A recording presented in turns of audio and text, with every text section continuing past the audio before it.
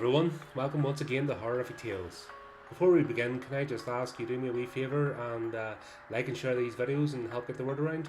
And please take a moment and go and show some support to our contributing artists. Be greatly appreciated. Let's help get some independent creativity happening out there. And now, as if you need another reason not to go into the woods, here is a tale of ravenous hunger entitled Kin by Christopher M Fink.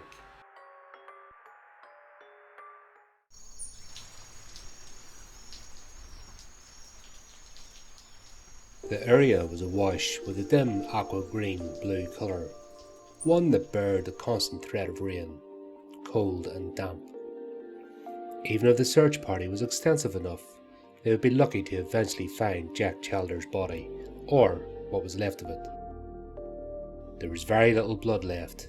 In fact, all that remained after the woods had been run awash with rain and the morning dew was the thin trails of blood which ran down the riverside of the rock that was now stained red.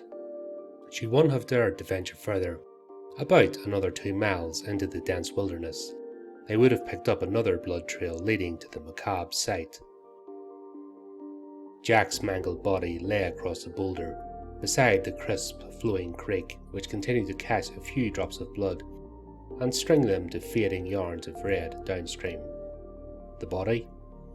The remains would be more accurate, looked that of a cut and quartered deer carcass left for the forest to consume and reclaim. The torn and tattered clothes were draped over a skeletal remain, with small chewed up patches of meat and flesh hanging from the bones. The entire midsection was hollowed out and picked clean, leaving the body arched back at an extreme angle, the face fixed in an expression of terror and pain. One might eventually be able to pull their eyes away from the carnage long enough to notice another figure laying contorted just below, the thin, weathered body of a naked man face down in the vegetation. Anywhere else, and he might simply be written off as a drunkard and given no second thought. He began to stir.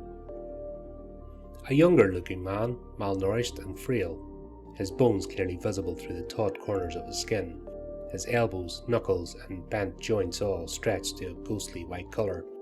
The man propped himself up into an elbow, struggling as though his lower half were paralysed, still having not awoke itself. He looked to be in pain, distraught, sucking in sharp breaths of air while trying to will himself to his feet. Finally able to drag a knee underneath his body, the man slumped his way up along the side of the rock. He reached for the top and grasped a fistful of cold, spongy flesh, carring away as soon as the sensation shocked his nerves. There was no surprise or question in his expression. There seemed to be only disgust. As the man came to his feet, he stepped away without so much as a curious glance back. He staggered a few steps away, indifferent to the fact of his nudity. The man stumbled after a moment and caught himself on a nearby tree that rocked at the heft of the sudden weight. His breathing became laboured and deep, as if he had just come from a demanding marathon, and he clutched the tree for support as he began to double over in pain, wrapping his free arm around his torso. His breathing had stopped, trapped in his chest, and he began to retch and groan aggressively before vomiting up a dark, viscous fluid of bile and blood. The agony of his purge felt like an endless ordeal that had brought him to a knee, continuing to dry heave and fearing the resurgence of a sudden relapse. Slumped and exhausted, his breath was now shallow and quickened, not unexpected from the effort and the apparent pain.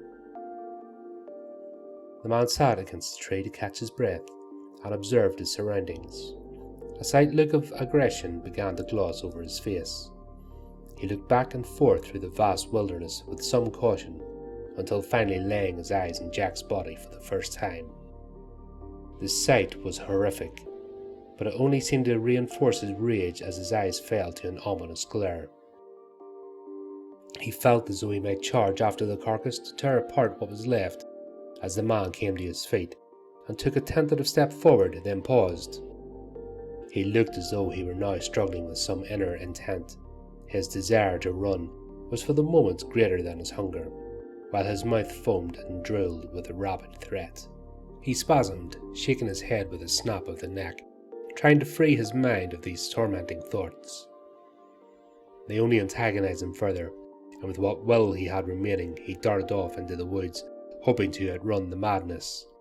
He panted and charged at the brush with a great fury until he was distance away anywhere only his tortured screams could be heard, carrying out for miles.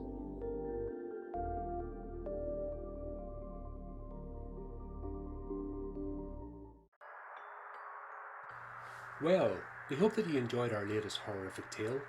If you want to keep up to date with future episodes, then subscribe to our YouTube channel and like our Facebook page. Please also take a moment to support our contributing artists who very kindly lend their talents to this show. Check out the links in the description how you can do this. Until next time, my friends, keep it creepy, keep it horrific.